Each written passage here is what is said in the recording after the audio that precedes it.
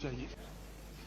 इसीलिए मैं समझता हूं कि डेमोक्रेसी के बारे में बहुत कुछ कहा जाता है कि इस देश में डेमोक्रेसी बहुत बड़ी है, बहुत बड़े अरसे से चल रही है, लेकिन मैं समझता हूं कि इस देश में कोई डेमोक्रेसी नहीं है।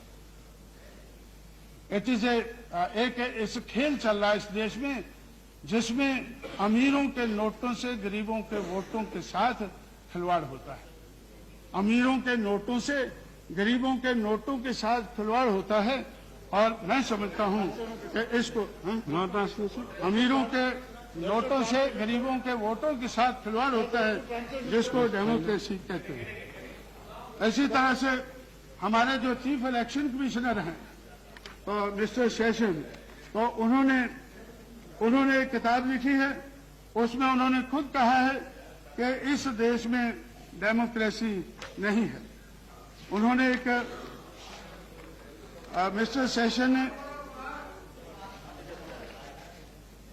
सेशन ने और उस किताब में ये लिखा है ए heart full of burden, heart full of burden किताब लिखी है और उन्होंने इस किताब में लिखा है कि इट इज जो डेमोक्रेटिक कल्चर है इंडिया में, it is in an advanced stage of decay. ये डेमोक्रेसी जो है it is an advance stage of decay, ऐसा चीफ इलेक्शन कमिश्नर को कहना पड़ा है। और इसी तरह से तो उन्होंने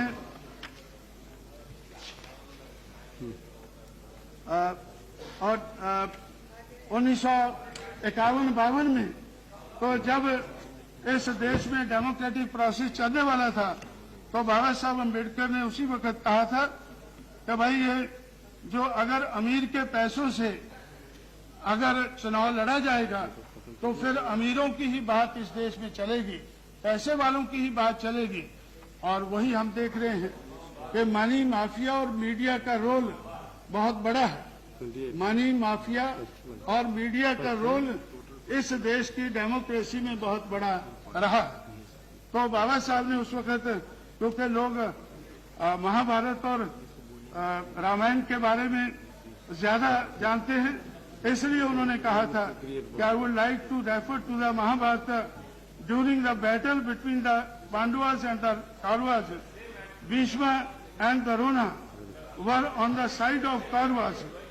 Pandavas were in the right and the Kauravas was in the wrong.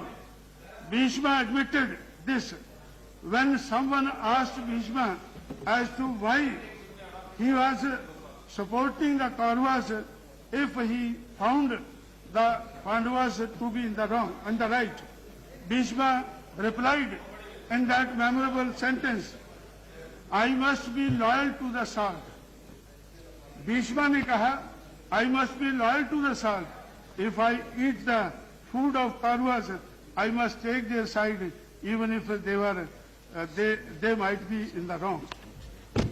तो उस वक्त से 1951-52 से इस बात के बारे में हमें मालूम है कि अमीर के नोटों से गरीब के वोटों के साथ खेल खेला जाता है और हम इसको लोगों को, दुनिया वालों को बताते हैं कि इस देश में डेमोक्रेसी है। इसलिए तो रिफॉर्म की, इलेक्टोरल रिफॉर्म की बात बहुत चली है। मैंने नोट किया है कि इलेक्टोरल रिफॉर्म के बारे में अब तो एक मिनट खत्म कर दें, अभी तो आखिरी में बात कह के बैठ जाऊंगा। तो ये भी इस बात का एहसास है।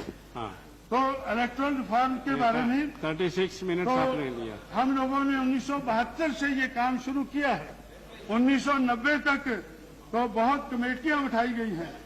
1972 में रॉ कमेटी बिठाई गई, उसके बाद 1974 में कारकुंडे कमेटी बिठाई गई, उसके बाद में कैबिनेट कमेटियां बहुत सी बैठी 1982 में और उसके बाद आज तक 14 चीफ इलेक्शन कमिश्नर हमारे देश में हुए हैं। हर इलेक्शन कमिश्नर ने इलेक्टोरल रिफॉर्म के बारे में अपनी रिपोर्ट दी है कि ये होना चाहिए, लेकिन आज तक जो रिफॉर्म की बात हमने कही है वो आज तक हम कर नहीं पाए हैं, क्योंकि हम करना नहीं चाहते हैं। हम ये करना नहीं चाहते हैं। पिछले 50 साल में इलेक्टोरल रिफॉर्म की बात तो बहुत कही गई है, लेकिन हम करना नहीं चाहते हैं, इसलिए हम कर नहीं पाए हैं। तो इसलिए मैं समझता हूं कि अगर सही मायने में पॉलिटिकल डेमोक्रेसी को रिस्टोर करना है तो हमें ये रिफॉर्म करने होंगे। और political democracy without social and economic democracy ये भी इस देश में आज तक कामयाब नहीं हुई है, आने वाले समय में कामयाब नहीं होगी।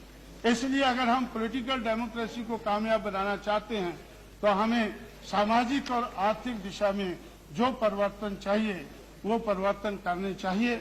और मैं समझता हूं अगर 50 साल हमने ये नहीं सोचा है तो 50 साल के बाद ये पूरा साल जब हम सोच रहे हैं, सोचने लगे हैं, तो पूरा साल हमें ये सोचना चाहिए कि क्या कमियां रह गई हैं, उन कमियों को दूर करने का हमें एजेंडा बनाना चाहिए। आने वाले समय का एजेंडा हमारा इस किस्म का होना चाहिए। ऐसी बात कहते हुए मैं आपका शुक्रगुजार हूं कि आपने मुझे ज्यादा समय दिया।